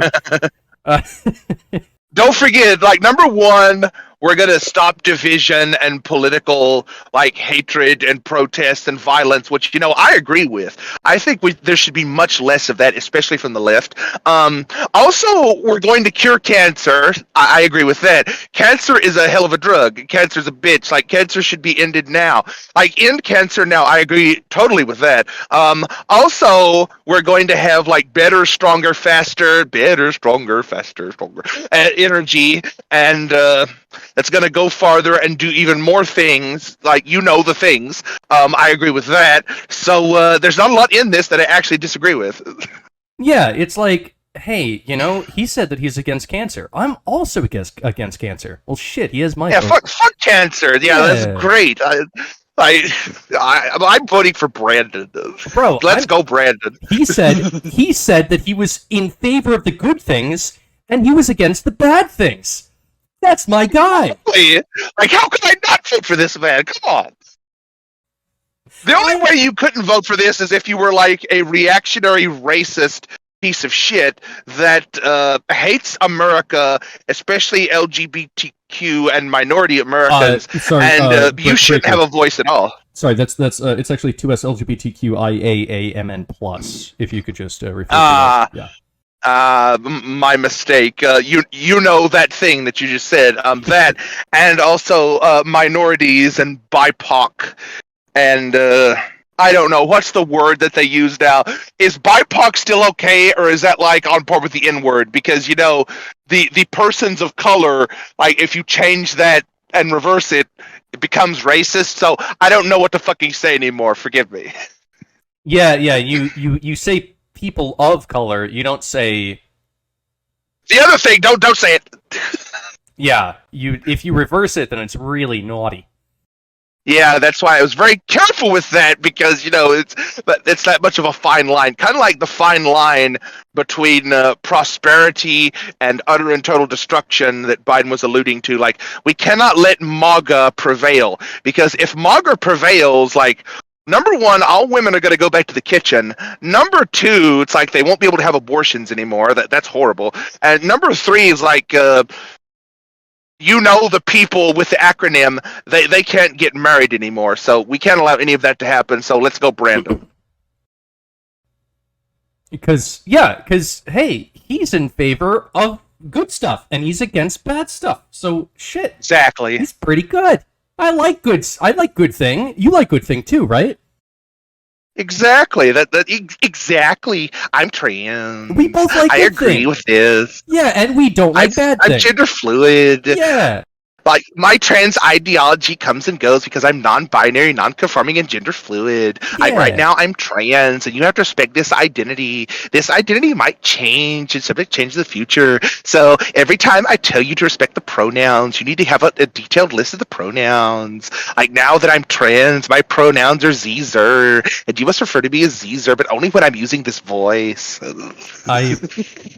Breaker, I've told you this before. I hate that voice. I hate it so much. It gets under my skin. How dare I just don't you? like it. I'm valid. My identity is valid. You must respect it. You're a bigot. Yeah. So that was the Biden speech. I think that we've made it relatively clear what we think about it. Yeah, I think that's gonna be the whole show. I know that other news things happened this week, and I guess we'll probably just cover that in the after show because at this point we're about at the 2 hour mark. So Yeah, we're probably gonna get more philosophical too in the after show. So if that's something for you, be sure to like, share, and subscribe like you neglected to mention this time. Do you want this fucking channel to fail? I believe in America and the future, and you know the thing. You clearly do not, because not once did you mention the thumbs up button. The subscription button should be gray and not fucking red, and that bell should be fucking clicked. And if it's not, we're gonna send the IRS to your door, motherfucker. the brown shirted goon squads are coming. Okay, so yeah, all right. Well, with that, for anyone that is still listening to this point, we thank you very much. You are the MVP. And yeah, democracy. Thank you. Let me know what you thought, Super Mario. Bing, bing.